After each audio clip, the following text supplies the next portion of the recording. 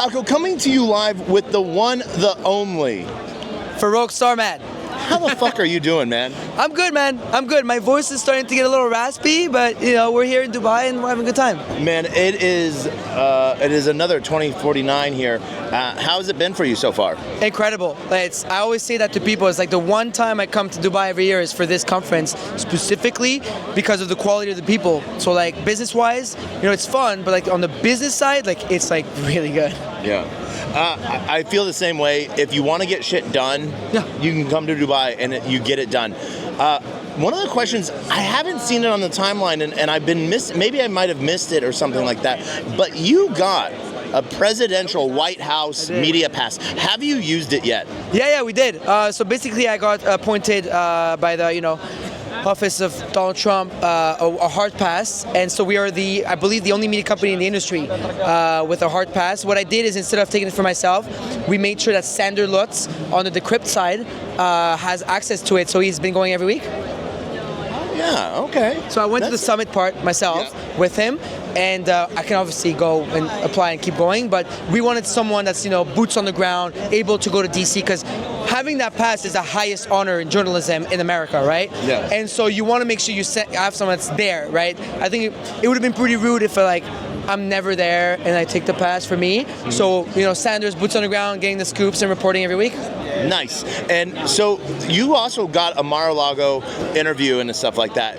Like, congrats. Like, coming from Web3, hell, coming from Degens After Dark days. Yo, hell yeah. Crazy, right? Crazy. Like the shit we used to do when we ran away from Clubhouse and came onto Twitter, to think in, 3-4 years, this is where we would be today. Would you think that?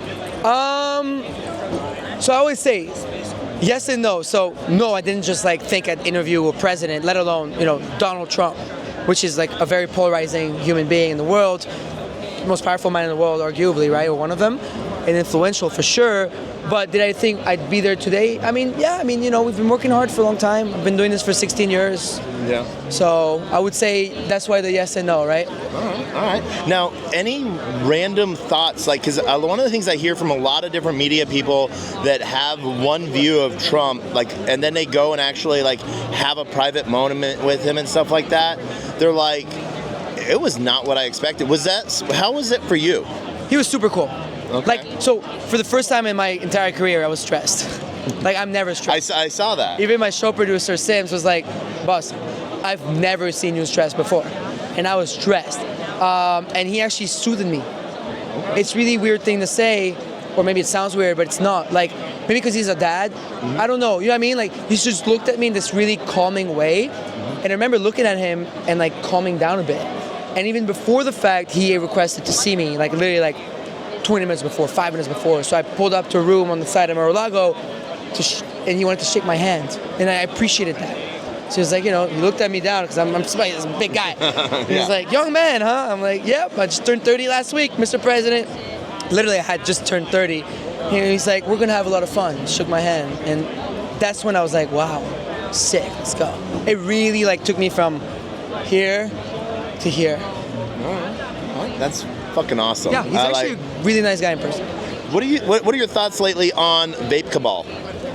Look, they're creators, they're hot, so it's always like that, I was there in 2021, you remember? Yeah. So when you're the hot creator, where all the attention's on you, on some, Vape Cabal, Farouk 2021, even after my Trump stuff, there's always going to be a lot of opinions on you, So I don't think they're malicious human beings, and that's all that matters. I will agree with you on that 100%. I think malice is where the difference between a good and a bad person. Now, we all make our mistakes, right? We all talk about things that we're passionate about, and we don't realize that on the other side, the token may go down, and but what people realize is you actually love the thing, and then it goes down. So then you take all the heat, and that's just part of the game. So it is what it is, So back in Degens days, there was you, me, Morgan, Scott, Profits, we're all in different spots, but all still here. Who was there then, but isn't here now that you can think of? Or Leap, even. Trying to get me to call people out? Yes. That's yes, I am. who was there then? It's not here today. I don't know. Fuck. There's a lot of people who dropped off. All the celebrities, all the Joe Schmoes, like Web2 fucking, starfuckers. Yeah. Those people are gone, Like all the people who are like, yo, I got this NFT project I want to drop, I want to do this and that. Those people are definitely gone. Yeah. Like all the people you named that are like creators and stuff are still here. Yeah. It's funny, right? All the like influencers type, like spaces hosts and stuff that people like to make fun of tend to last the longest. Yeah. You know what I mean? Whether they do good or not, that's another conversation. Yeah. But a lot of them are here. But all the like,